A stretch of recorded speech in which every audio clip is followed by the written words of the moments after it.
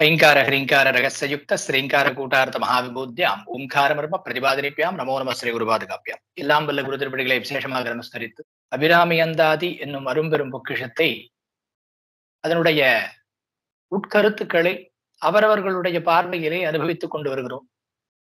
அந்த வகையிலே இன்றைய தினம் இரு நபர்கள் அற்புதமான முறையிலே நாங்கள் அபிராமி அந்தாதியை இப்படி பார்க்கிறோம் அப்படின்னு சொல்றதற்காக இரு நபர்கள் வந்திருக்கிறார்கள்.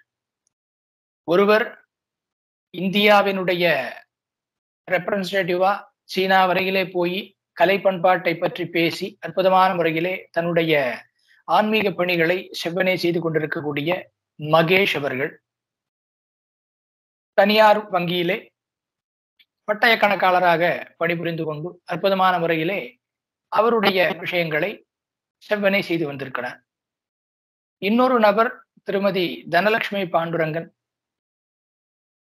ஒரு குடும்ப தலைவியாக இருந்து கொண்டு அதே சமயத்திலே தன்னுடைய தோழமைகள் அனைவரையும் ஒன்று சேர்த்து அவர்களுக்கு தன்னால் இயன்ற அளவு ஸ்லோகங்களையும் நாராயணியம் பாகவதம் போன்ற ஸ்லோகங்களை எல்லாம் படிக்க வச்சு சொல்லி கொடுத்து அதை கூட்டு பாராயணமாக செய்யலாம் வாங்கோ அப்படின்னு சொல்லி ஒரு பாகவத கைங்கரியத்தையும் அற்புதமா பண்ணிட்டு இருக்கா.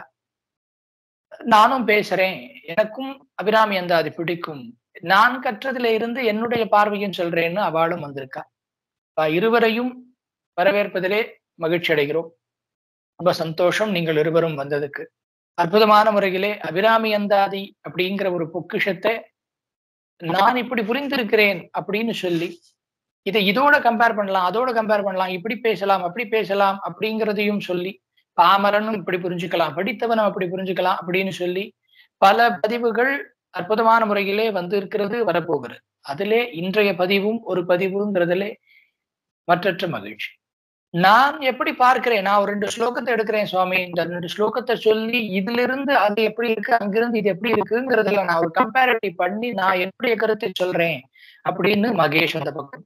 எனக்கு அதெல்லாம் தெரியல, நான் ஒரு ஜென்ரலா ஒரு சாமானியனா ஒருத்தன் எப்படி பார்ப்பான், நான் எப்படி பார்த்தேனோ அதை நான் சொல்றேன், சாமானியனா பார்க்கறதுக்கு விருப்பம் இருக்கிறப்ப பார்க்கட்டும் அப்படின்னு சொல்றதுக்கு இந்த பக்கம் தனலட்சுமி அம்மா. இப்ப 2 பேரும் பேசுறதே நடுவுல நம்ம கேட்டு இருக்க போறோம் நம்ம எல்லாரும். அந்த அடிப்படையில முதலிலே மகேஷ் அவர்கள் பேசட்டோன்னு தனலட்சுமியிடம் சொன்னதாலே மகேஷ் அவர்களே முதல்ல ஆரம்பிக்கட்டும் அப்படின்னு சொல்லி சபையை அவரிடத்திலே ஒப்படைக்கிறேன். வாங்க மகேஷ், நமஸ்காரம். திங்கட்பகவின் மனம் நாரும் சீரடி சென்னி வைக்க எங்கட்கு ஒரு தவம் எய்தியவா எண்ணிறைந்த விண்ணோர் தங்கட்கும் இந்த தவம் எய்துமோ தரங்க கடலுள் வெங்கட்பணியனை மேல் துயில் கூறும் விழுப்பொருளே. எனக்கு அபிராமி அந்தாதியில ரொம்ப பிடிச்ச ஒரு பாடல்னா அது இந்த பாடல். ஏன்னா எனக்கு இஷ்ட தேவதை யாருன்னா கிருஷ்ண பரமாத்மா. இதுல அம்பாளையே அவர் கிருஷ்ணரா பாடியிருப்பார். தரங்க கடலுள் வெங்கட்பணியனை மேல் துயில் கூறும் விழுப்பொருளே அப்படின்னு. அவர் அபிராமிய பாடுறாரா கிருஷ்ணரை பாடுறாரான்னே தெரியாத படிக்கு அவர் அந்த ஸ்லோகம் பாடியிருப்பார். அது எனக்கு எப்ப அபிராமி அந்தாதியை கேட்டாலும் எனக்கு அந்த ஸ்லோகம் மனசுக்குள்ள போய் அப்படியே ஒரு உலுக்கும். அது மாதிரி ஒரு ஸ்லோகம் அந்த அபிராமி அந்தாதி. நேத்து எதேர்ச்சையா நான் ராஜகோபால கணபாடிகள் எழுதின துர்கா சூக்தத்தோட உரை படிச்சுக்கிட்டு இருந்தேன். அதை படிச்சு முடிச்சுட்டு சும்மா சரி அபிராமி அந்தாதி எடுக்கலாமே அப்படின்னு பார்த்த போது என் கண்ணுல ஒரு பாடல் பட்டது. பரம் என்று உன்னை அடைந்தேன் தமியேனும் முன்பத்தருக்குள் தரம் அன்று இவன் என்று தள்ளத்தகாது தரியலர்த்தம் புறம் அன்று எரிய பொறுப்புவில் வாங்கிய போதிலையன் சிரம் ஒன்று செற்ற கையான் இடபாகம் சிறந்தவளே. இந்த பாடல் தான். ஏன் இந்த பாடல் என் கண்ணுல பட்டதும் டபக்குன்னு எனக்கு துர்கா சூக்தம் தான் பாஷ்யம் தான் படிக்கிறோமா இல்ல நான் அபிராமி அந்தாதி தான் படிக்கிறேனா அப்படின்னு எனக்கு ஒரு சந்தேகமே வந்துருது. ஏன்னா துர்கா சூக்தத்துல ஸ்லோகம் வரி என்ன அப்படின்னா, ஜாத வேதசே சுனவாம சோம மராத்தி யதோ நிதஹாதி வேதஹ அப்படின்னு. இந்த ஸ்லோகத்துல யார புகழறா, யார பாடுறாங்க அப்படின்னு கேட்டா துர்காதேவிய கிடையாது, அம்பாளை கிடையாது. சரி, வேற யாரதான் பாடுறா அப்படின்னு கேட்டா துர்காதேவியை தன்னுடைய இடபாகத்தில் வைத்திருக்க கூடிய அந்த பரமேஸ்வரனை நோக்கி வேதம் அப்படின்னு சொல்லப்படக்கூடிய 4 மறைகளும் பண்ணக்கூடிய சோஸ்திரம் இது. அம்பாளை பத்தின சோஸ்திரமே இல்ல, முழுக்க முழுக்க இது பரமேஸ்வரனை பத்தின சோஸ்திரம்.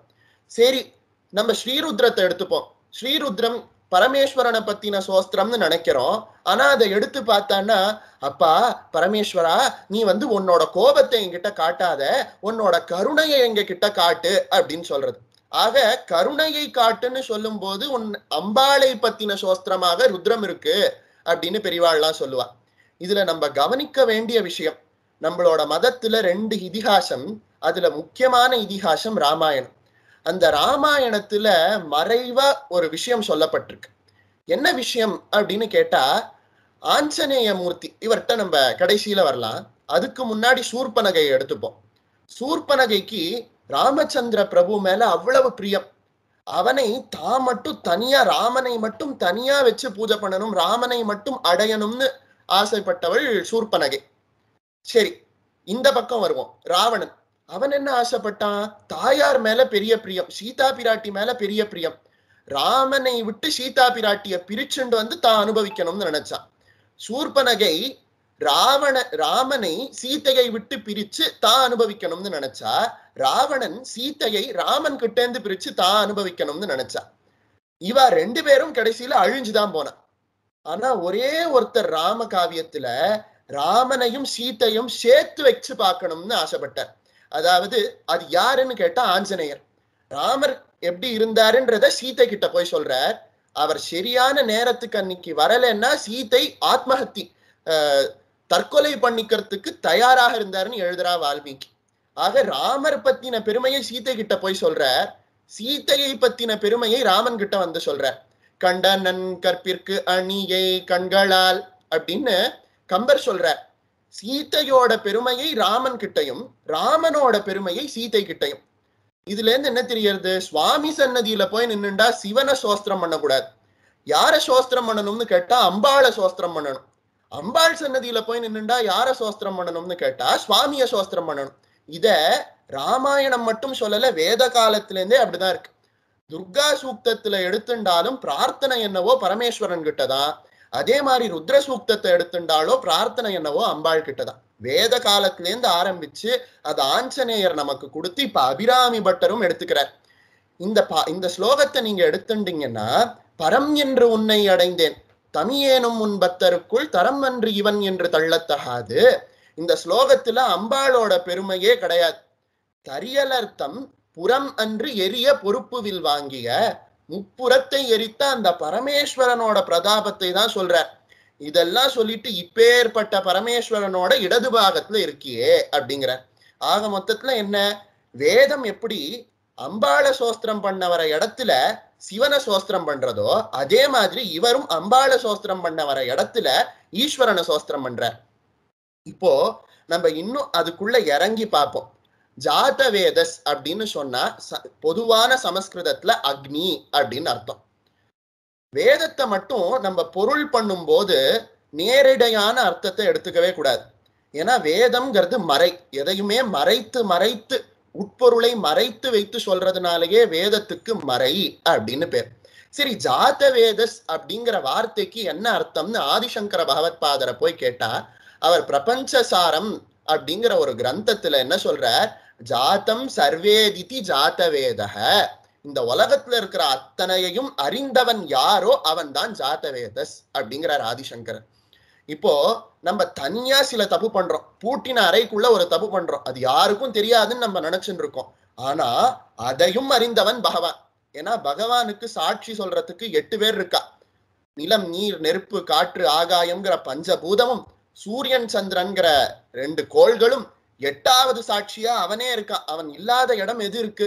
அதனால அனைத்தையும் அறிந்தவன் பகவான் ஒருத்தன் தான். அதனால அவனுக்கு ஜாத வேதஸ் அப்படின்னு பேர். இந்த வரியில பகவான 2 வார்த்தையில வேதம் பாராட்டுறது. ஒண்ணு ஜாத வேதஸ், இப்படி அனைத்தையும் அறிந்தவன் யார்? பரம்பொருள். அவன் யார்? பரமேஸ்வரன். ஆக சோஸ்திரம் எங்க அப்படின்னு கேட்டா பரமேஸ்வரன்ட்ட. சரி, அடுத்து அக்னிஹி அப்படிங்கிற பதத்தை இங்க வேதம் பிரயோகம் பண்றது. சரி, அக்னின்னா திரும்பி நெருப்பா அப்படின்னு கேட்டா இல்ல, அக்ரம் நயதீதி அக்னிஹி அப்படின்னு. அதாவது தன்னுடைய காலை பிடித்தவனை மேலே தூக்கி விடக்கூடியவன் எவனோ அவனுக்கு தான் அக்னி அப்படின்னு பேர். இதை நான் சொல்லாமலே புரிஞ்சிருக்கும், இதுவும் பரமேஸ்வரனுடைய ஒரு திருநாமம் தான் அப்படின்னு. ஆக துர்கா சூக்தத்துல வரியில இருக்கக்கூடிய 2 விழிச்சொல்களும், அதாவது யார கூப்பிடுறதோ அது யாருன்னு கேட்டா பரமேஸ்வரனை தான். சரி, அடுத்த வார்த்தைக்கு வருவோம். சுனவாம. சுனவாமன்னா நான் இவனை சோஸ்திரம் பண்ணுகிறேன் அப்படின்னு அர்த்தம். இத இங்க அபிராமி பட்டர் எப்படி சொல்றார்? பரம் என்று உன்னை அடைந்தேன், நீதான் பரம்பொருள்னு நினைச்சு உன்னை நான் வந்துட்டேன், பரம் தான் நீ அப்படின்னு சொல்றதை விட வேற என்ன சோஸ்திரம் வேணும்? ஒரு முதல்ல தன் காலை புடிச்சுக்கும் போது ஆதி மூலமேன்னு ஒரு வார்த்தை தான் சொன்னது. ஸ்ருத்வா ஸ்தோத்திரம் நிர்குணஸ்துவம் சமஸ்தம்னு நாராயண பட்டத்திரி சொல்லுவார். ஒரே ஒரு வார்த்தை, அந்த ஒரு வார்த்தை வேதத்தோட சாரத்தை எல்லாம் அந்த யானை சொல்லித்து இல்லையா? அதே மாதிரி பெரிய சோஸ்திரம் எல்லாம் பண்ண வேண்டாம், பகவான் தான் பரம்னு சொன்னாலே போறோம் இல்லையா? அதுலயே மொத்தம் வந்துடுறது. வேதத்தோட சாரமே அதுதானே. பரம் என்று உன்னை அடைந்தேன். இப்படி ஜாதவேதஸாகவும் அக்னியாகவும் இருக்கக்கூடிய உன்னை நான் அடைந்தேன். சுனவாம, அதாவது உன்னை நான் துதிக்கிறேன். நான் அபிராமி அந்தாதியும் துர்கா சுத்தத்தையும் மாத்தி மாத்தி அப்படி யூஸ் பண்றேன், பெரியவா புரிஞ்சுக்கணும் அப்படிங்கிற ஒரு தாழ்மையான வேண்டுகோளோட நான் மேல போறேன். சுனவாம அப்படின்னா துதிக்கிறேன் அப்படின்னு அர்த்தம். இப்போ இவர் என்ன பண்றார்? இடப்பாகம் சிறந்தவளே அப்படின்னு யாரு? அபிராமி பட்டர் இந்த பாடல்ல. இத வேதம் எப்படி சொல்றது? சோமஹ அப்படின்னு சொல்றது. நம்ம எல்லாரும் சிவன் கோயிலுக்கு போனா சோமாஸ்கந்தர்னு ஒரு மூர்த்தியை பார்ப்போம்.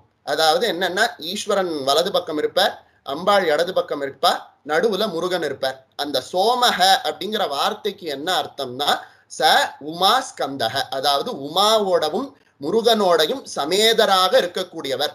ச உமா, அதாவது உமாவோடு கூடியிருப்பவருக்கு தான் சோமன் அப்படின்னு பேர். ஆக உமாவை இடது பாகத்தில் வைத்திருக்கக்கூடிய பரமேஸ்வரனை திரும்பி சோமஹ அப்படின்ற வார்த்தையை சொல்லி வேதம் சொல்றது.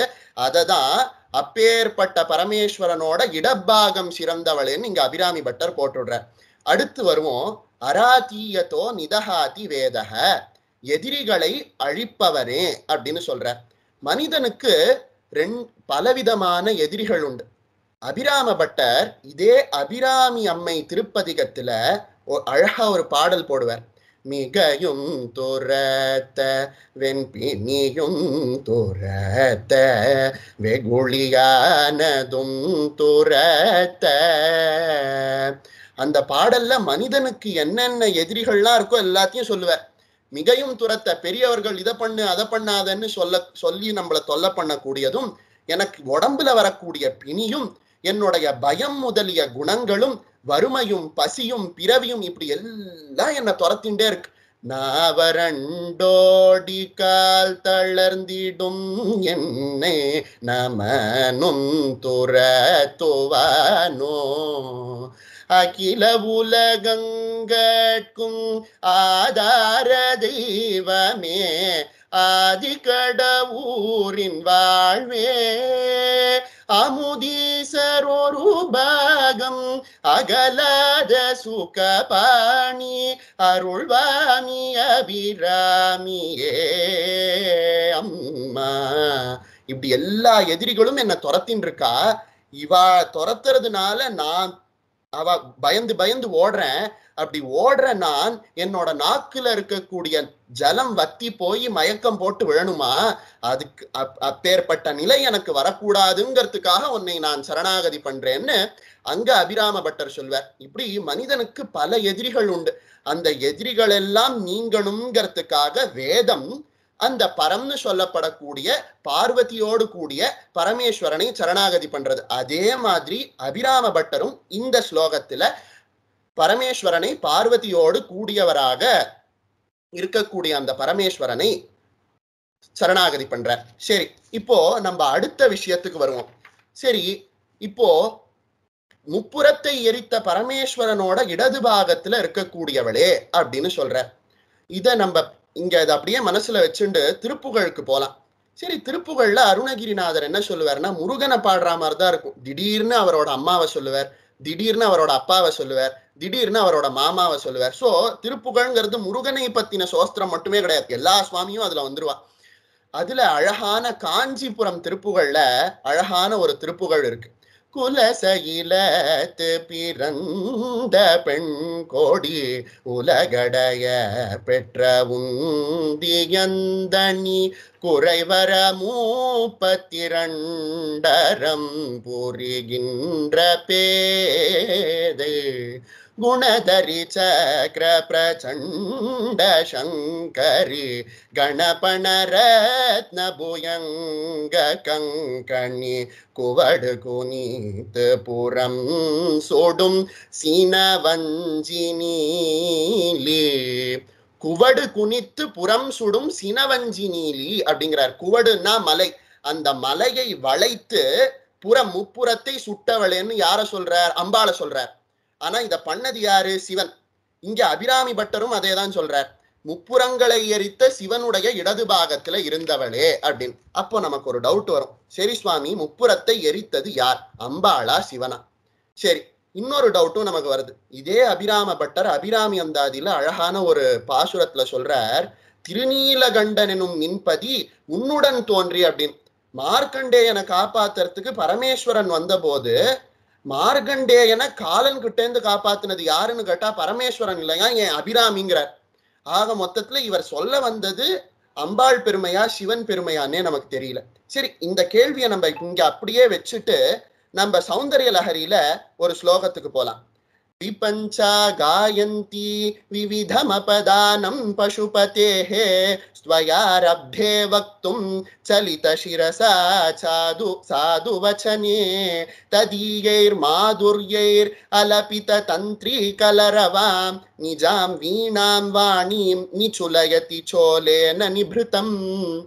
அம்பாள் முன்னாடி சரஸ்வதி தேவியானவள் வீணை வாசிக்கிறாளா. வீணையில என்ன வாசிக்கிறா அப்படின்னு கேட்டா, விவிதமபதானம் பசுபதேஹே.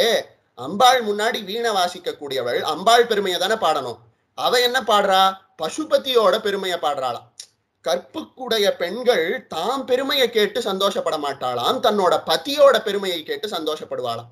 விவிதமபதானம் பசுபதேஹே.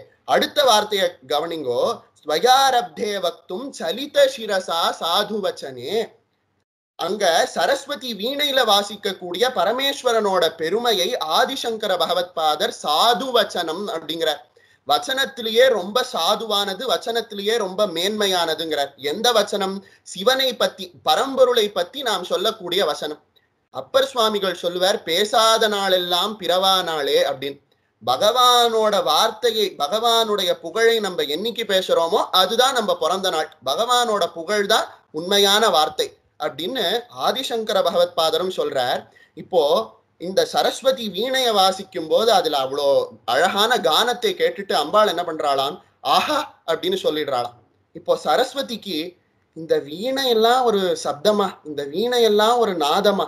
அம்பாள் ஆஹான்னு சொன்ன ஒரு வார்த்தை இந்த வீணையெல்லாம் மிஞ்சிடுத்தேன்னு என்ன பண்றாளாம், அந்த வீணையோட நரம்புல அந்த வரலை வச்சிடுறாளாம். அத சொல்றார் ஆதிசங்கர பகவத் பாதர். ஏன்னா வீணை வாசிக்கும் போது டக்குன்னு வரல் எடுத்துட்டா கொயின்னு ஒரு சத்தம் வந்துனே இருக்கும். அந்த சத்தம் கூட வரக்கூடாதுன்னு அந்த கச்சவி அப்படிங்கிற அந்த வீணை மேல வரலை வச்சு அமர்த்திட்டு, அம்மா நீ பேசு, நான் பாடுறதெல்லாம் ஒரு பாட்டே கிடையாது அப்படின்னு சொன்னாலும். இப்போ இதை எதுக்கு சொல்ல வந்தேன் அப்படின்னா, அம்பாள் கிட்ட போய் பரமேஸ்வரனோட பெருமையை சொல்லணும், பரமேஸ்வரன்ட்ட போய் அம்பாளோட பெருமையை சொல்லணும். இத அழகா சௌந்தர்ய லஹரியிலையும் ஆதிசங்கர பகவத் பாதர் சொல்றார். அதே மாதிரி பாசுரத்துல, அதாவது அபிராமி அந்தாதியோட முதல் பாசுரமும் எப்படி இருக்கு? தாரமர் கொன்றையும் செண்பகமாலையும் சாத்தும் தில்லையூரர்த்தம். இந்த பாட்டோட கருத்தே என்ன? அபிராமி மட்டும் இல்ல, ஈசனோடு சேர்ந்த சிவசக்தி ஐக்கிய ரூபிணின்னு சொல்லப்படக்கூடிய அவளுடைய உருவத்தை தான் அபிராமி பட்டர் பாடுறார். இப்போ நமக்கு ஒரு டவுட் இருந்தது இல்லையா, காலனை உதைத்தது யார், முப்புறத்தை எரித்தது யார் அப்படின்னு. அந்த குவடு குனித்துங்கிறார் அபிராமி, குவடு குனித்து அப்படிங்கிறார் அருணகிரிநாதர். எப்பவுமே வில்ல இடது கையில பிடிப்போம், அம்ப வலது கையில பிடிச்சு இழுத்து விடுவோம். பரமேஸ்வரனோட இடது பாகம் முழுக்க அம்பாளாக இருக்கும்போது அவன் பிடித்தவில் குவடு குனித்தான் இல்லையா, அந்த குவடை வளைத்தது அம்பாளுடைய பிரதாபம். எப்பவுமே மலையை வளைக்கிறது, அம்பை யார் வேணா போட்டுடலாம், மலையை வளைக்கணும்ல, அதை யார் பண்ண முடியும்? அம்பாளால தான் பண்ண முடியும். அதனால குவடை குனித்தது யார் அப்படின்னு கேட்டான்னா அது அந்த அம்பாளுடைய பிரதாபம். சரி, அடுத்து மார்க்கண்டேயன் கதைக்கு வருவோம். மார்க்கண்டேயனை எந்த காலால சுவாமி எட்டி உதைச்சார்? இடது காலாலன்னா எட்டி உதைச்சார். இடது பாகம் யாரோடது? இடபாகம் சிறந்தவளே. அங்கேயும் என் அம்மா தான் இருக்கா.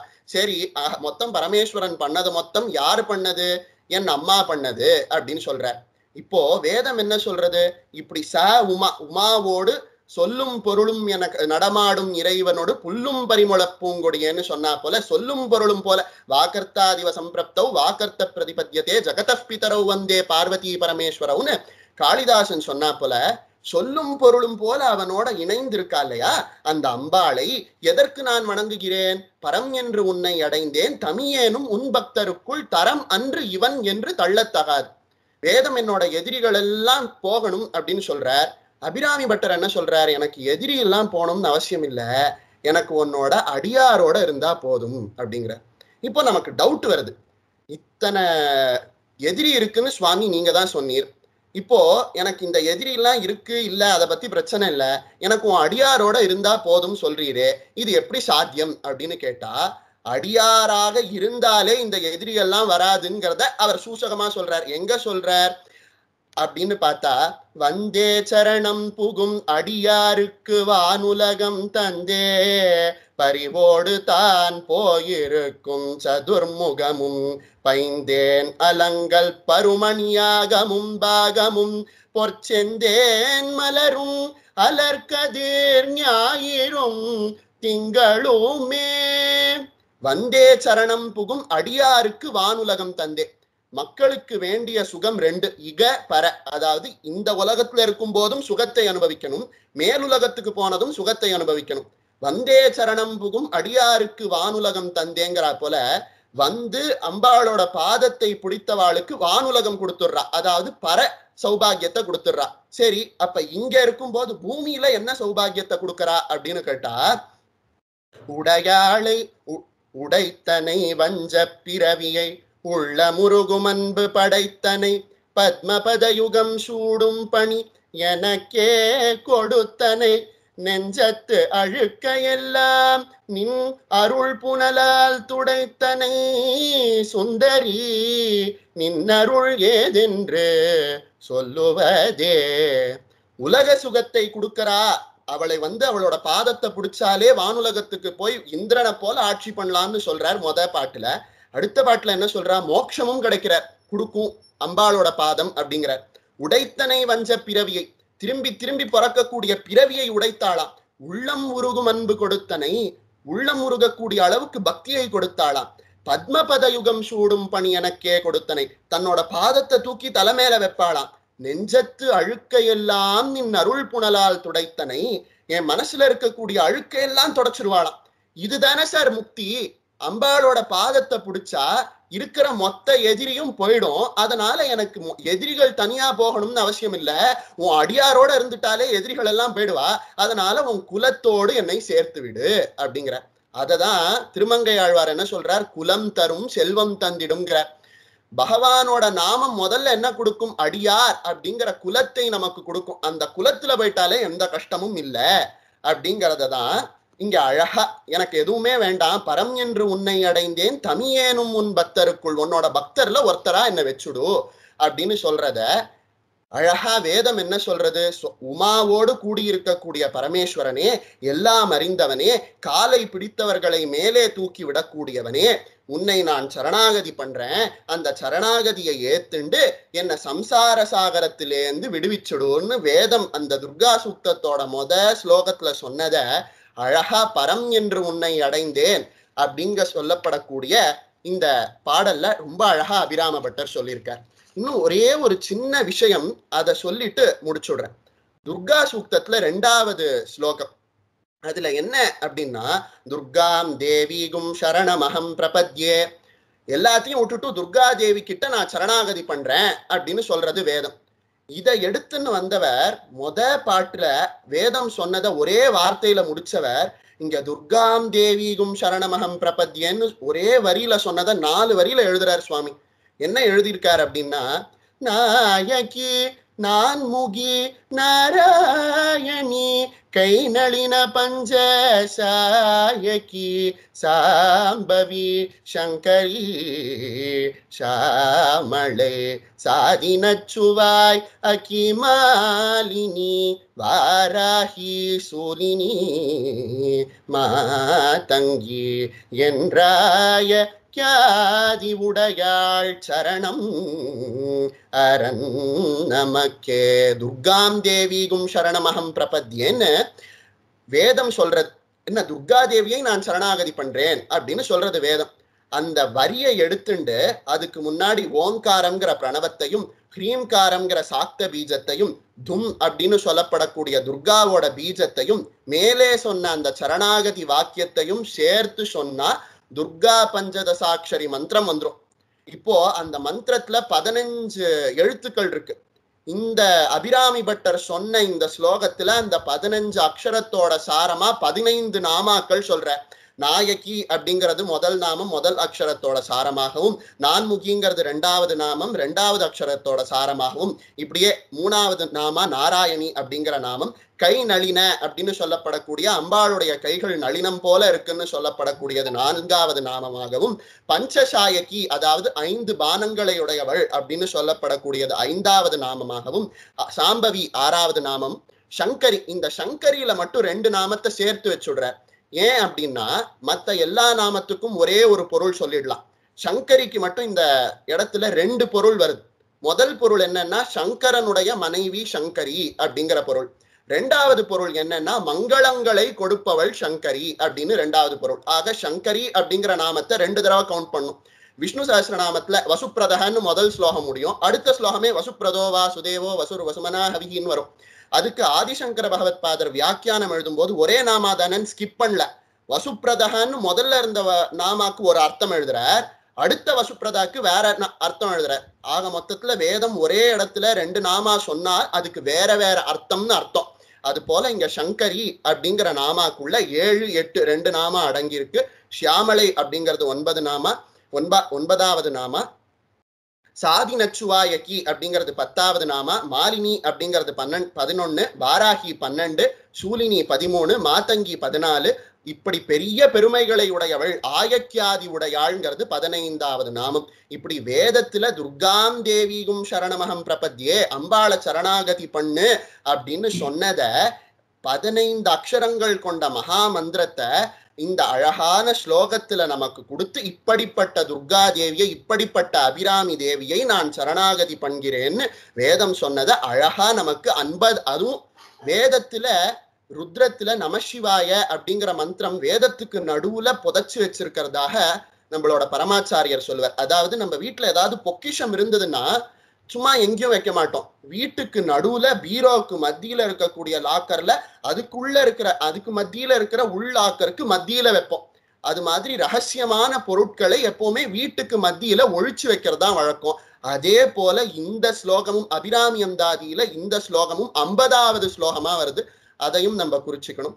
இது அத்தனையும் பகவானோட அனுகிரகத்தாலையும் ஆச்சாரியரோட அனுகிரகத்தாலையும் உங்க கூட எல்லாம் என்னால இன்னைக்கு பகிர்ந்துக்க முடிஞ்சதை நினைச்சு அந்த பகவானோட கருணைக்கு என்னோட அநேக கோடி நன்றிகளையும் வாய்ப்பு கொடுத்த பிரசன்னா அண்ணாக்கு நன்றியும் சொல்லி விடை பெறுகிறேன். நன்றி, வணக்கம்.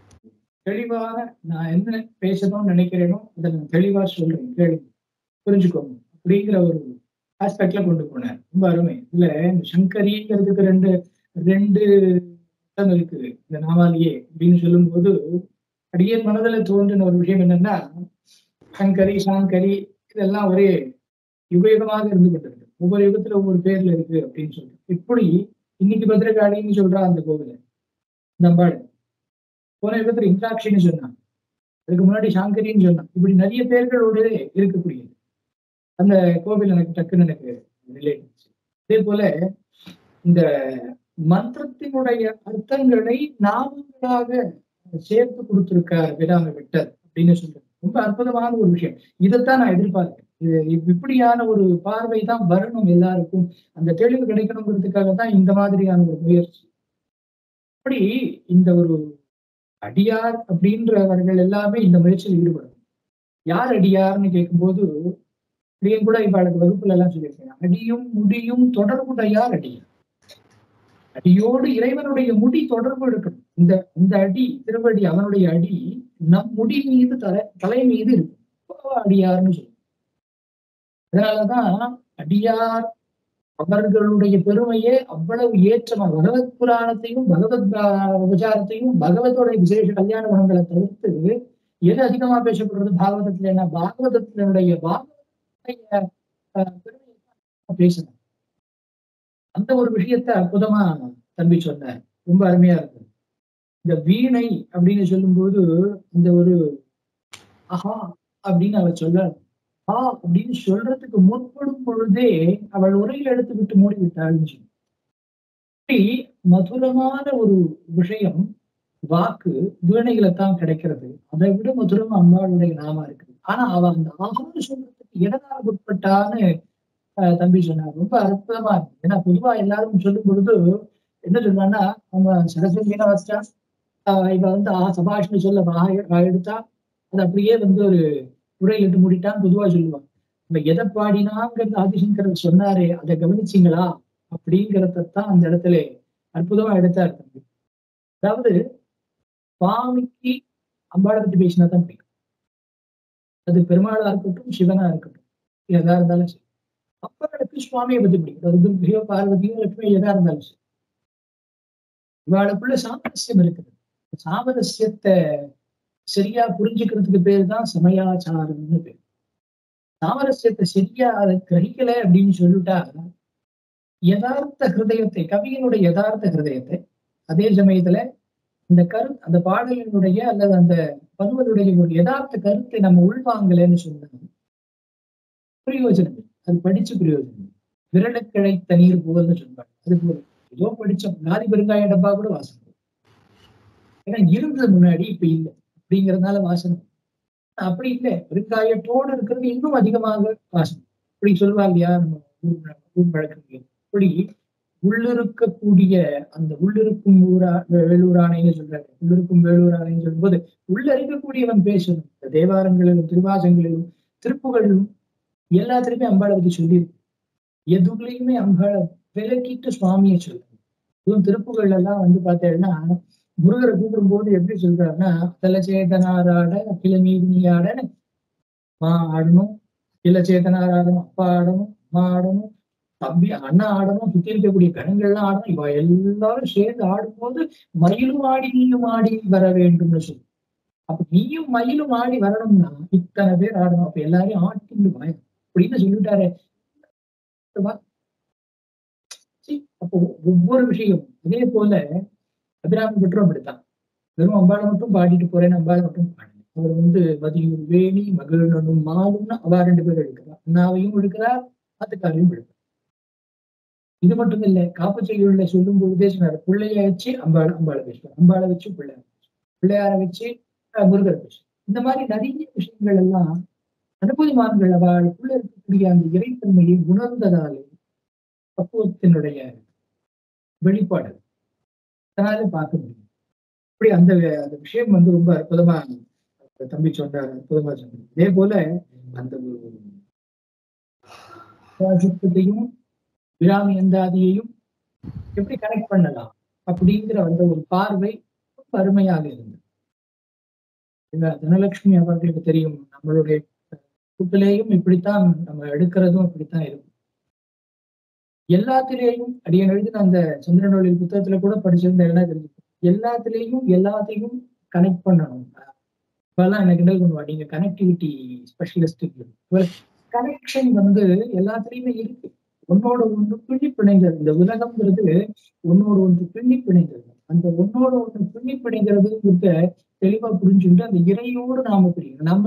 நம்ம வேற சுவாமி வேறேங்கிறது என்னைக்கு நமக்கு பாவம் அற்று போகிறதோ அதுக்கு பேருதான் அத்வைத்தம்னு. அதுக்கு பேரு தான் ஏகாகிர சித்தம், அதுக்கு பேரு தான் ஏகாந்தமான அறிதல், அதுக்கு பேரு தான் தன்னிலை அறிதல். அப்படி அந்த தன்னிலை அறிதலையும் ஏகாந்த சித்தத்தையும் ஏகாந்தமான ஏகாகிரமான ஒரு நிலையும் நமக்கு எல்லாருக்கும் கிடைக்கணுங்கிறதுக்காகத்தான் இந்த மாதிரி ஆச்சாரியர்கள் அனுமதிமான்கள் எல்லாம் பாடி வச்சுட்டு போயிருக்காங்க, சொல்லி வச்சுட்டு போயிருக்காங்க. இதெல்லாம் கேட்கணும் இல்லையா? இதெல்லாம் விஷயத்தை எடுத்து சொல்லுங்க. அதே போல இந்த ஜாதவேதஸ் அப்படின்னு சொல்லும்போது ஒரு வார்த்தையை சொன்னாங்க, இந்த முக்கள் எதையுமே பண்ண முடியும், உனக்கு கத்தனையும் தெரியும் சொல்லுவா. மூணாவது கண்ணுக்கு தெரியாம பண்ணு என்ன அப்படின்னு. மூணாவது கண்ணுக்கு தெரியாம பண்ணுன்னா எப்படி? அது இருக்க நமக்கு இருக்கிறோம்னா 2 பேருக்குமே 4 கண்ணு இருக்கு. அப்ப மூணாவது கண்ணுக்கு தெரியாம பண்ணுன்னா எப்படி அது அர்த்தமா இருக்கு அப்படின்னா என்னன்னா, இது ரெண்டும் ஒண்ணுதான், ஒரே விஷயத்தான் ஆப்ஜெக்டா வரும். நீங்க ஒரு கண்ணில் பார்த்தாலும் சரி, 2 கண்ணில் பார்த்தாலும் சரி, ஒரே ஆப்ஜெக்ட் தான் தெரியும். அப்போ அந்த பார்வை ஒன்றாக வேண்டும். இது ஒண்ணும், அது எதுக்கு இருக்கிறது ஒண்ணும். இன்னொன்னு எது தெரியுமா? மேல இருக்கக்கூடிய பரமேஸ்வரன். மேல இருக்கக்கூடிய பரமேஸ்வரன். இந்த தேர்ட் ஐ, இன்னைக்கு நிறைய தேர்ட் ஐ ஓப்பனிங்லாம் நிறைய நடந்துட்டு இருக்கு வகுப்புகள். அதெல்லாம் இவ்வளவு தூரம் நமக்கு அது உண்மை அறிவை நமக்கு புகட்டுகிறதுன்னு தெரியாது. ஆனா உண்மையிலேயே தேர்ட் ஐ இருக்கக்கூடிய ஒரே ஆசாமி அவர் இல்லையா? அவளும் 2 பேருக்கும் அந்த 3 கண்கள் இல்லைன்னு சொல்லியாச்சுன்னு சொன்ன இந்த உலகத்தினுடைய இயக்கம் இருக்காது. அதனாலதான் ஒன்றோடு 2 நயனங்களேன்னு பாடுறாங்க இல்லையா? ஒன்றோடு 2 நயனங்கள். இப்போ 3 2ன்னு சொல்லுங்க, 3ன்னு சொன்னாங்க. பொதுவா வேதத்துல 3ன்னு சொன்னா ஒரு விஷயத்த 3 வாட்டி சொல்லிட்டோம்னு சொன்னா அது சத்தியம்னு. அதனாலதான் கடைசியா பூர்த்தி பண்ணும்போது சாந்தி சாந்தி சாந்தின்னு சொல்லுவோம். ஒரு விஷயத்தை 3 வாட்டி ஹாட்ரிக் லெவல்ல கொண்டு வந்து ஒரு வாக்கியத்துல உட்கார வச்சுட்டோம்னு சொன்னா அது சத்தியம் அப்படிங்கிறது. இப்படி நிறைய விஷய பிரமாணங்கள் அதுல அற்புதமா இருக்கு. வேதம் ஏன் மறைன்னு பேருனா அதுல மறைந்திருக்கிறதுன்னு தம்பி சொன்னாரு. என்ன மறைஞ்சிருக்குங்கிறதான் கண்டுபிடிக்கும். இந்த மறைந்திருக்கிறது எது மறைந்திருக்கிறது? அம்பாள் மறைஞ்சிட்டு, சுவாமி மறைஞ்சிட்டு, பெருமாள் மறைஞ்சிட்டு, சுப்பிரமணியர் மறைஞ்சிட்டு. யார் மறைகிறா? மறைவது யார்? நான். மறையும் மறை பொருளும் நானே ஆகி நின்ற பின்னர் மறைவதேதுன்னு ஒருத்த கேட்டானே, அது போல மரத்தை மறைத்தது மாமத யானை, மரத்தில் மறைந்தது மாமத யானை, பரத்தை மறைத்தது பார்முதல் பூதம், பரத்தில் மறைந்தது பார்முதல் பூதம்னு சொன்னாரு திருமூலர். இதைத்தான் அவர் அப்படி சொன்னார். மறை அது வெளியில பார்க்கும்போது அது மரமா தெரிஞ்சதுயா, அப்புறம் பார்க்கும்போது அது மரம் இல்லை, அது நான் தெரிஞ்சு. நான் பார்க்கும்போது அது வெளியே தெரிஞ்சது, அப்புறம் நான் பார்க்கும்போது அப்ப அது மரமா. அப்ப அந்த இண்டிவிஜுவாலிட்டியில இருக்கக்கூடிய இறைத்தன்மையை, நமக்குள்ள இருக்கக்கூடிய அந்த தன்மையை புரிய வைக்கணும் அப்படிங்கறதெல்லாம் அற்புதமா இவரை பேசினார்.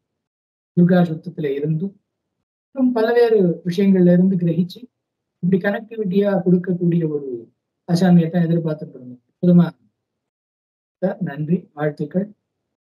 இதே போல இந்த பேச்சையும் நான் கேட்டுட்டேன். வழக்கம் போல இதையும் நான் கேட்டு நான் நிறைய புரிந்து என்னுடைய புரிதலை நான் இப்போ உங்ககிட்ட சொல்ல போறேன்றதுக்காக வராங்க திருமதி தனலட்சுமி போன்றவர்கள். நமஸ்காரம். ஸ்ரீ குருப்பியோ நமக, ஸ்ரீவாத்ரே நமக. மகேஷ் சார் அவர்கள் ரொம்ப அருமையா பயங்கரம் ரொம்ப பெரிய பெரிய எக்ஸ்பிளனேஷன்ஸ் எல்லாம் கொடுத்துருக்காங்க.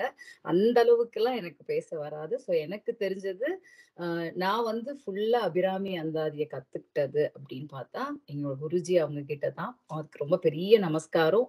இப்படி ஒரு பெரிய விஷயத்த எனக்கு என்ன மாதிரி ரொம்ப சாதாரணமா இருக்கிறவங்களுக்கு எங்களுக்கும் புரியுற மாதிரி நீங்க எடுத்து சொல்லி கொடுத்ததுனாலதான் இந்த அளவுக்கு இந்த மாதிரி ஒரு பெரிய சபையில இதுக்கு முன்னாடி இத பத்தி நிறைய பேர் ரொம்ப பெரிய அருளாளர்கள்லாம் ரொம்ப அழகா பேசியிருக்காங்க.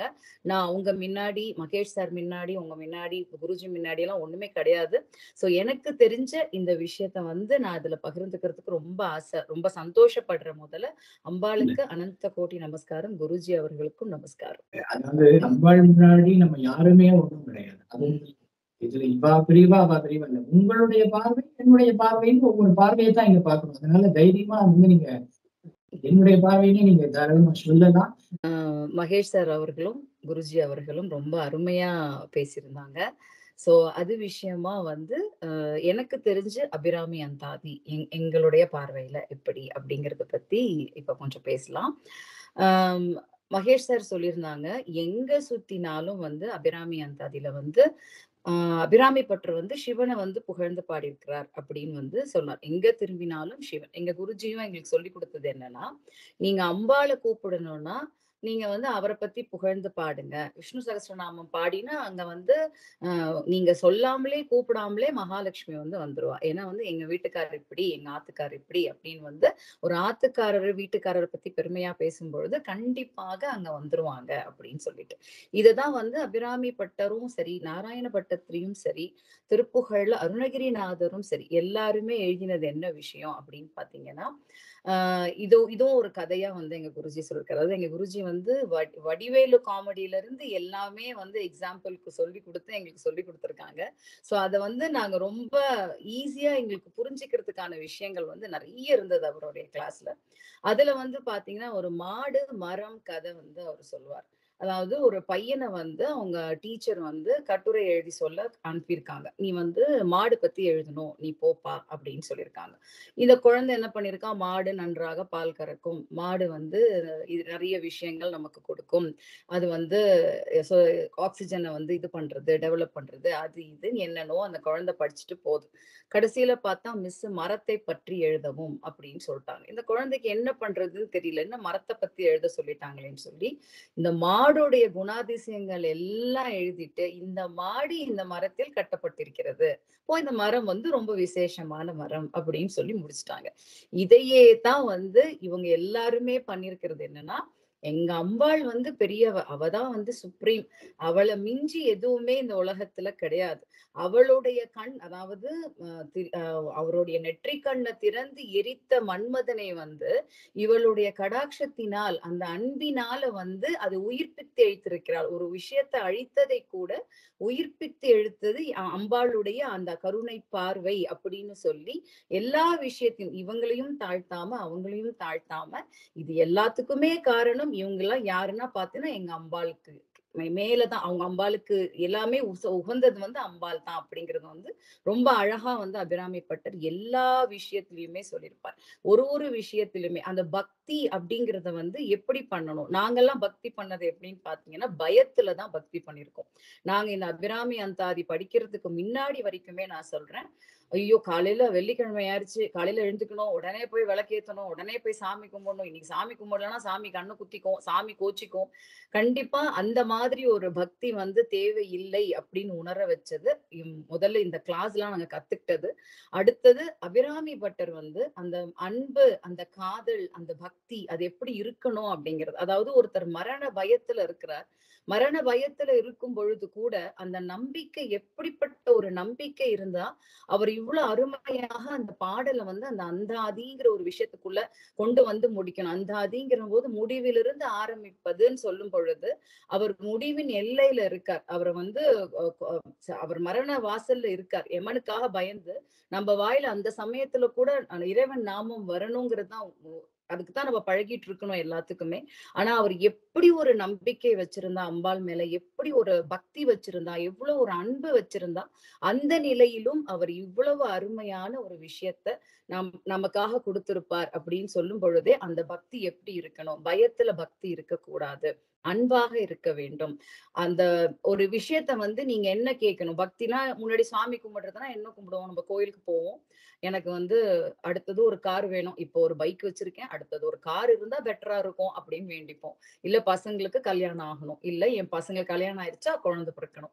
இந்த மாதிரி வேண்டுதல் ஒரு கமர்ஷியலுக்கு தான், கிவ் அண்ட் டேக் பாலிசிக்கு தான் கோயிலுக்கு போயிருக்கோம், வீட்டுல சாமி கும்பிட்டு இருக்கோம். ஆனா இது பக்தி கிடையாது, இது வந்து விஷயமே இல்ல, இதுக்காக சாமி கும்பிடுதல் கிடையாது அப்படின்னு சொல்லி புரிய வச்சு, இந்த பிறவி பயன், நீங்க மனிதனாக பிறந்ததற்கான பயன், அதாவது இந்த காது எதுக்கு இருக்குன்னா கடவுளுடைய விஷயங்களையும் அவருடைய நாமங்களை கேட்பதற்கு மட்டும்தான்.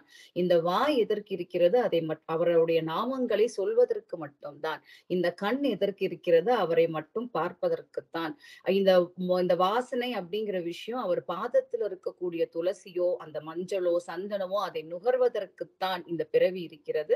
நம்ம போய் சேர வேண்டிய இடம் அவருடைய திருவடி அப்படின்னு, அந்த சாயுஜ்ய பதவி அப்படிங்கிற ஒரு விஷயத்தை தான் நோக்கி நீங்கள் செல்ல வேண்டும். அதுதான் உங்களுக்கு பிறவிக்கான பயன் அப்படின்னு சொல்ற விஷயங்கள் தான் இந்த மாதிரி பெரிய பெரிய கிரந்தங்கள் வந்து ரொம்ப அழகா சொல்லி கொடுக்கக்கூடிய ஒரு விஷயம். அது லலிதா சகஸ்ரநாமம் பாத்தீங்கன்னா அம்பாளுடைய தலை கிரீடமாக செய்யப்பட்டிருக்கிறது அப்படின்னு சொல்றாங்க. அதுதான் அம்பாளுடைய தலை கிரீடமாக வைக்கப்பட்டிருக்கிறது லலிதா சகஸ்ரநாமம்னா.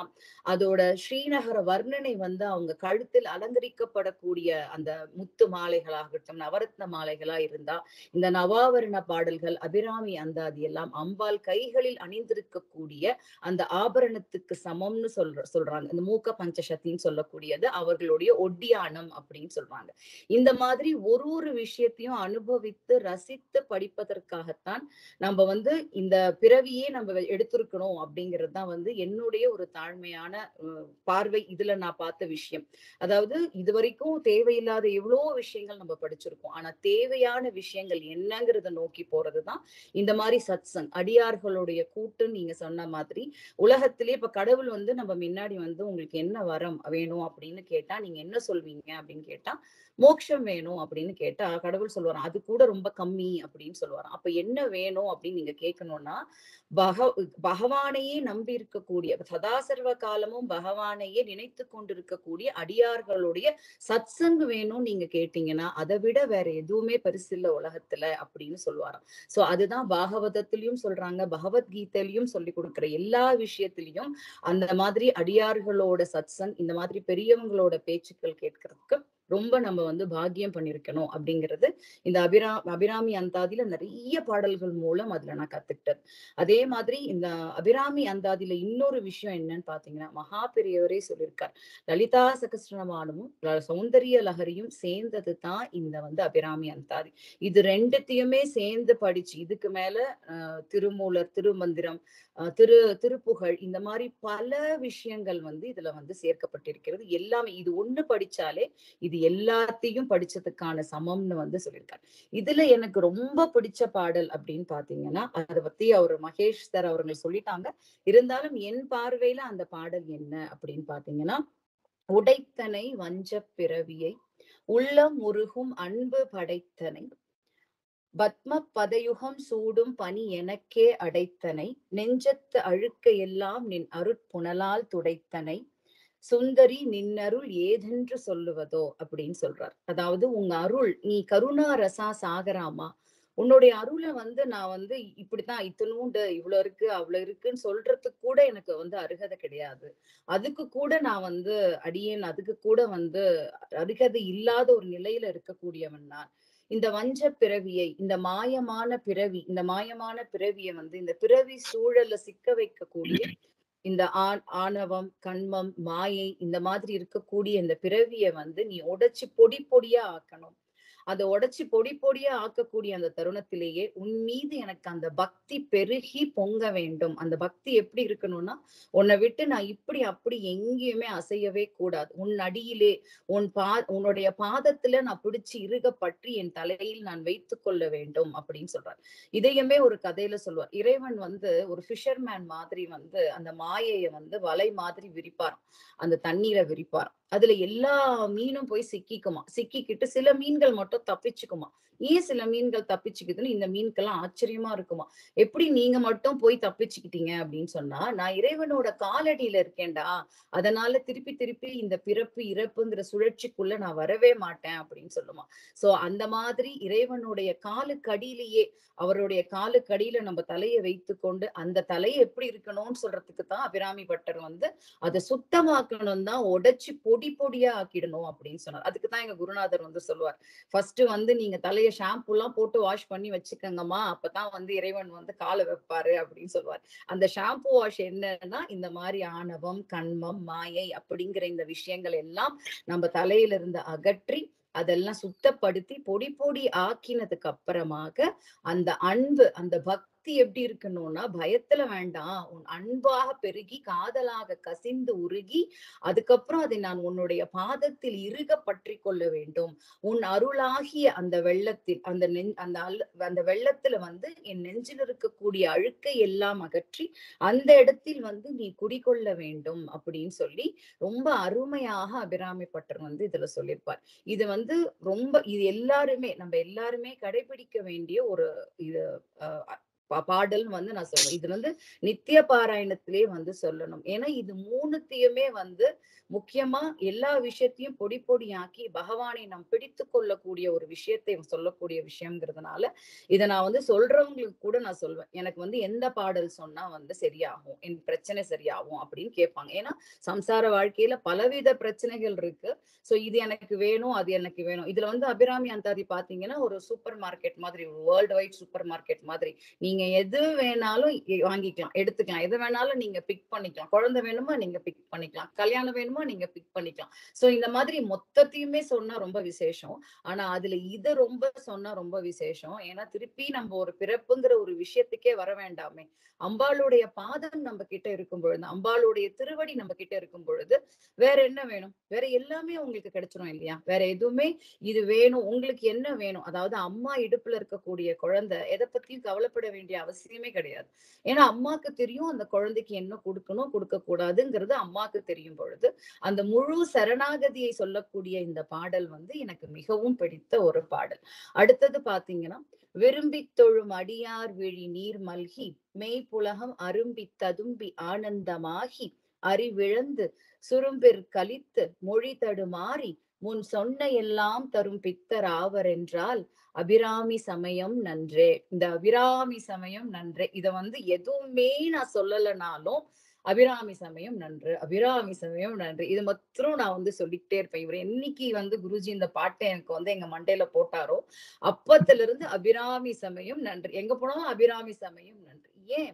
அந்த சமயம் போதும் எனக்கு. அந்த சமயம் ஒண்ணு இருந்தா மத்த எல்லா சமயங்களும் அதில் அடக்கம். அவங்க ஒருத்தரை நான் பூஜை பண்ணி, அவங்க ஒருத்தரை நான் மனசுல நினைச்சு, அவங்க ஒருத்தரை வச்சுக்கிட்டா போதும்.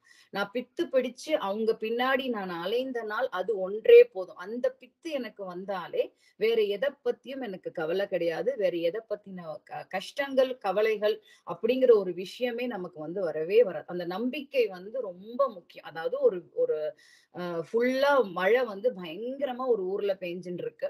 அப்ப அந்த மழையை நிக்கிறதுக்காக எல்லாரும் கஷ்டப்பட்டு இருக்காங்க. அந்த மழை எப்படி நிக்கும் அப்படின்னு சொல்லி கஷ்டப்பட்டுட்டு இருக்காங்க. மழை நிக்கல. அப்ப அதுக்கு ஒரு ஹோமம் பண்றாங்க, எல்லாம் பண்றாங்க. அப்ப மழை நிக்கணும் அப்படின்னு சொல்லி இது பண்றாங்க. அப்ப எல்லாரும் சொல்றாங்க, சரி மழை நிக்கணும் நம்ம போவோம் அப்படின்னு சொல்லி கொடையெல்லாம் எடுத்துக்கிட்டு போறாங்க. ஒருத்தர் மாத்திரம் கொடை இல்லாம போறாரு.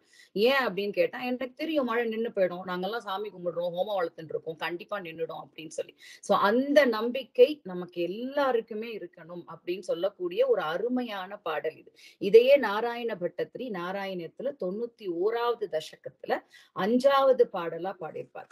ஸ்ரேயோ மார்கேஷு பக்தா வதிக பகுமதேர் ஜன்ம கர்மாணி பூயோ காயன் ஷேமானி நாமான் யபி தது பயதஹ பிரத்ருதம் பிரத்ருதாத்மா உத்யத்தாசஹ கதாச்சித் குஹசிதபிருதன் क्वापि गर्जन् प्रकायन् उन्मादीव प्रनृत्यन् नयि कुरु करुणां லோகபாக்யஸ்ரேயம். மோட்சத்தை அடைவதற்கு உரிய வழிகளில் ஒன்றான பக்தி யோகங்களில் மனம் ஒன்றி நலங்களை கொடுக்கக்கூடிய பகவானுடைய அவதாரங்களையும் திருவிளையாடல்களையும் திருநாமங்களையும் நாம் அடிக்கடி பாட வேண்டும். அந்த இரண்டினால் நாம் மனம் உருகி மெய் மறந்து சில சமயங்களில் சிரித்து கொண்டும் வேறு சில சமயங்களில் அழுது கொண்டும் மற்றும் சில சமயங்களில் முழங்கிக் கொண்டும் உறக்க பாடிக்கொண்டும் பித்தன் போல் ஆட வேண்டும். இவ்வாறு உலக பற்று இல்லாமல் திரிபவனாக இருக்க நீயே எனக்கு அருள் புரிய வேண்டும் அப்படின்னு பட்டத்திரி ரொம்ப அழகா இந்த விரும்பி தொழும் அந்த பாடலை அப்படியே இதுல வடமொழியில சொல்லியிருக்கார். அவ்வளவுதான் சொல்ல முடியும். இதுக்கு மேல இத பத்தி சொல்றதுக்கு வார்த்தைகள் கிடையாது. ஏன்னா அதுக்கு இத பத்தி விளக்க சொல்றதுக்கோ அந்த அளவுக்கு எனக்கு ஒரு வாய்ப்பை கொடுத்த எல்லாருக்குமே வந்து என்னுடைய நன்றியை வந்து நான் தெரிவிச்சுக்கிறேன். எனக்கு தெரிஞ்ச ஏதோ சில விஷயங்களை வந்து நான் பகிர்ந்துட்டதுக்கு ரொம்ப நன்றி. நன்றி குருஜி. அதாவது இன்ற பொழுதும் பெருத்தவர்க்கும் தன்மகனை சான்றோர் என கேட்டத்தாயின்னு வள்ளுவர் சொன்னார். அந்த சந்தோஷத்தை எனக்கு பெரிய நன்றி. அப்சர்வேஷன் அப்படிங்கிறது எவ்வளவு முக்கியம் அப்படிங்கிறது வகுப்புலையும் சொல்றது உண்டு. இவ்வளவு பார்த்து எல்லாரும் கத்துக்கணும் அப்படிங்கிறது, அந்த விஷயத்துல உங்களை பார்த்து கத்துக்கணுங்கிறது நான் எப்பவுமே இன்சிஸ்ட் பண்ற ஒரு விஷயம்தான். நான் இப்படி பார்க்கிறேன். அதாவது நான் பாடலை சொல்லி இப்படி சொல்லித்தான் பண்ணணும்னு அவசியம் இல்லை. நான் என்ன புரிஞ்சுட்டேங்கிறதையும் என்னால சொல்லணும். அப்படி நான் சொல்றேன். அது என்ன ஒரே ஒரு விஷயம்னா, இந்த குண சமாச்சாரத்தை மட்டும் கான்செப்டை மாத்தி சொல்லிட்டாங்க. எல்லாம் மழை வரணும்னு யாகம் பண்ணாங்கன்னு சொன்னேன், நீங்க மழை நிக்கணும்னு சொல்லிட்டீங்க. அவ்வளவுதான் வித்தியாசம். மற்றபடி அவன் கூட இல்லாம சென்றான்னு சொல்லிட்டு அப்புறம் மாத்திட்டு சமாளிச்சுட்டீங்க. சந்தோஷம். அது என்னன்னா, இந்த நம்பிக்கை இருக்கிறதோ வரணுமோ அதை மட்டும் அந்த நம்பிக்கை. எல்லாரும் ஒரு பக்கம் போயிட்டு இருக்கும்போது ஒருத்தன் மட்டும் ஒரு பக்கம் போனான்னா அவன் டிஃப்ரெண்டா தெரியும். வாஸ்தவம் தான். ஏன் டிஃப்ரெண்டா தெரியும்? அதனாலதான் அந்த நிலைக்கு உண்மத்த நிலை இருக்கு பாருங்க. அது வரணும்னு சொன்னா அடியும் முடியும் தொடர்பு இருக்கு. அடியும் முடியும் தொடர்பு இருக்கணும்னா நம்மளுடைய முடி சுத்தமா இருக்கும். அதுக்குதான் தனா மேடம் சொன்னது போல இந்த ஷாம்பு போட்டு குளின்னு சொன்னேன்னாலே எதுக்காக சொன்னேன்னா, ஷாம்புங்கிறது ஏதோ இந்த கடையில் விற்கக்கூடிய சேஷன் பாட்டில் இருக்கிற ஷாம்பு. இந்த ஷாம்பு என்னன்னு கேட்டா, தேவாரம், திருவாசகம், 4000 திவ்ய பிரபந்தம், திருப்புகழ், அபிராமி அந்தாதி, அபிராமி பதிகம், இது போல மீனாட்சி அம்மன் பிள்ளைத்தமிழ் கிரந்தங்கள், சுவாமிகளை பத்தி இருக்கக்கூடிய வேத பாடங்கள், புராண பாடங்கள், இதிகாச பாடங்கள், இதெல்லாம் தான் நமக்கு ஷாம்பு. என்னன்னா மூளை அழுக்கப்பட்டு போயிடுது. அதை ஒழுங்கா கிளீன் பண்ணணும்னு சொன்னா இந்த மாதிரியான விஷயத்தை தான் சொல்லணும். ஏன் தெரியுமா? பாரதி சொன்னான், துணி வெளுக்க பொருள் உண்டோ, மனம் வெளுக்க பொருள் உண்டோ. வெளுக்கவும் பொருள் இருக்கிறது, மனம் வெளுக்கிறதுக்கு பொருள் இருக்கு. எப்பவும் அந்த ஒரு பிரபலமான ஒரு கதை தான். சாணி கூட எடுத்துன்னு வந்து 10 வாட்டி அலம்பினா என்ன ஆகுதுன்னா கூட பளிச்சுன்னு ஆயிடுத்து, பழைய சுரூபத்துக்கு வந்துருக்கு. இப்ப நீ போய் என்ன சச்சங்கத்துல இருந்து என்ன கத்துட்டேன்னு 10,000 வாட்டி போய் பார்த்தா என் மூளை செலவை ஆகுறது. என் மூளை நல்லபடியா பியூரிட்டி ஆகும். இந்த ஒரு விஷயம் தான். இந்த விஷயத்தை நம்ம கை கொள்ளணும் அப்படிங்கிறது தான் நம்ம தனலட்சுமி எடுத்து சொன்ன விஷயம். இப்போ அது சூப்பர் மார்க்கெட் தான். உண்மையிலேயே சூப்பர் மார்க்கெட் தான். நான் எப்பவுமே எல்லா வகுப்புலையும் நான் சொல்ற வகுப்பு சூப்பர் மார்க்கெட் தான். இறைவன் இந்த உலகத்தையே சூப்பர் மார்க்கெட்டை தான் படைச்சு தெரியுமா? எல்லாத்தையும் கொட்டி போட்டுட்டான். எல்லாத்தையும் கொண்டு அத்தனை இன்பங்களையும் அத்தனை சுகபோகங்களையும் கொட்டிட்டு, அத்தனை மோட்ச சாதனங்களையும் கொட்டிட்டு, ரெண்டுமே இருக்கு. யாருக்கு எது வேணுமோ பிக் பண்ணி, யாருக்கு என்னென்ன வேணுமோ எடுத்து தனியா போய் நீ கேட்டு வாங்க வேண்டிய அவசியம் கூட இல்லை. இதுக்கு இந்த மார்க்கம், அதுக்கு அந்த மார்க்கம், இதுக்கு இந்த மார்க்கம், இதுக்கு அந்த மார்க்கம் தெரிஞ்சு. இப்ப எந்த மார்க்கத்திலே யார் எந்த பக்கம் பயணிக்கணுங்கிறது அவரவர்களுடைய பிராரப்த கர்மாங்கிற ஒரு விஷயத்துல கொண்டு போய் சுவாமி வச்சு குருநாதர் சொல்ல, பகவானால செய்ய முடியாத காரியங்கள் தான் இருக்கு. என்ன மறுபிறவிங்கிற ஒரு விஷயத்த தர்றதுக்கு முடியாது. ஏன் அப்படின்னா அவருக்கு தர்றதுக்கு விருப்பம் கிடையாது. ஏன்னா அதனால அந்த அதிகாரத்தை தன் கையில வச்சு அந்த விஷயத்தை எப்ப நம்ம பிறக்கிறோமே மாதாவின் உடல் செலுத்தால் கல்விநகையின் கால் செலுத்தேன், வேதாவும் கை செலுத்தி விட்டானேன்னு பாடுறாரு. அதெல்லாம் எப்படி நடக்கிறது? அதெல்லாம் நம்மளுடைய பிராரப்தம். அது நம்மளுடைய புண்ணிய பாபங்களுடைய அந்த கலப்பு, அந்த செயல்களுடைய செய்கை இருக்கிறது. பேங்க்ல அக்கௌண்ட் வச்சிருந்தா நம்ம பேங்கோட தொடர்பு இருப்போம். கடன் வாங்கினாலும் சரி, எஃப்டி போட்டாலும் சரி. வட்டி போட்டா அவன் வட்டி கொடுக்க போறான், நமக்கும் பேங்குக்கும் தொடர்பு இருக்குது. கடன் வாங்கினா நாம வட்டி கொடுக்க போறோம், பேங்குக்கும் நமக்கும் தொடர்பு. இப்ப பேங்க்ல வட்டியும் இல்லை, நீங்களும் பணம் போடல, அவங்ககிட்டயும் நீங்க பணம் வாங்கல, அக்கௌண்ட்டே தேவையில்லை, பிரச்சனை இல்லை.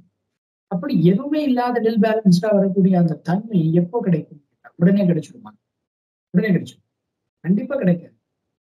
பேர்பட்ட மகான்களால் கூட எளிதில் சாதிக்க முடியாத ஒரு விஷயம் ஏதாவது இருக்குன்னு கேட்டா இது.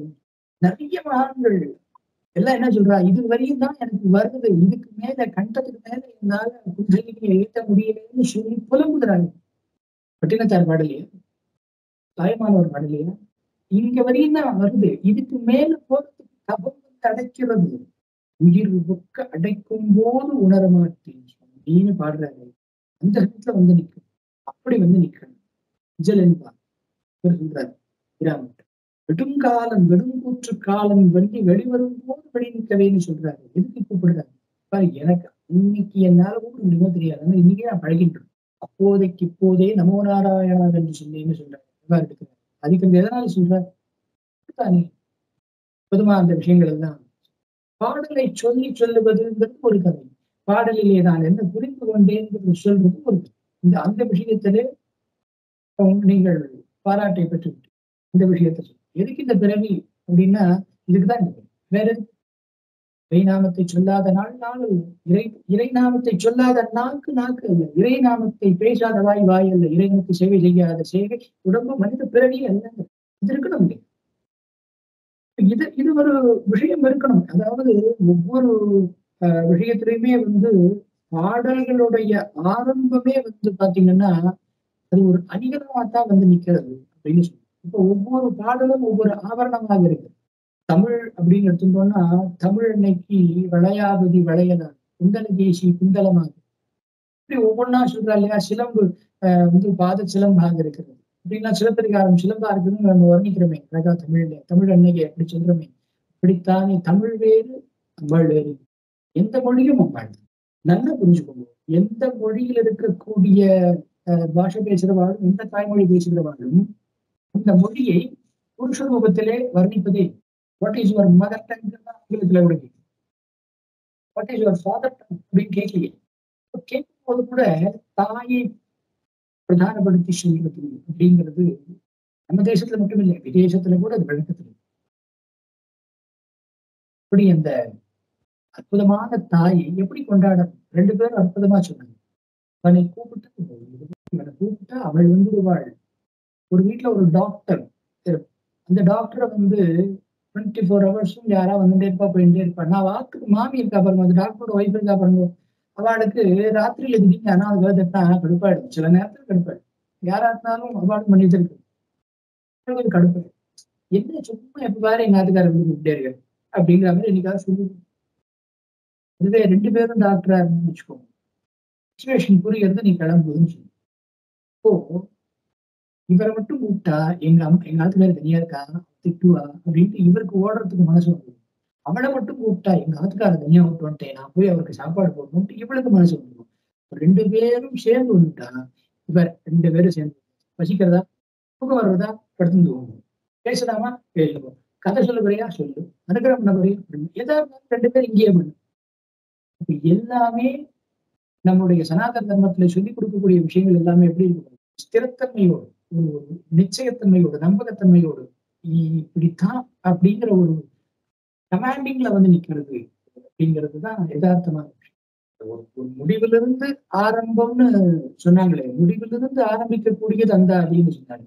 அபிராமி பட்டர் வாயிலிருந்து வந்த விஷயத்தை அதை அப்படியே கொஞ்சம் திருப்பி பாருங்க.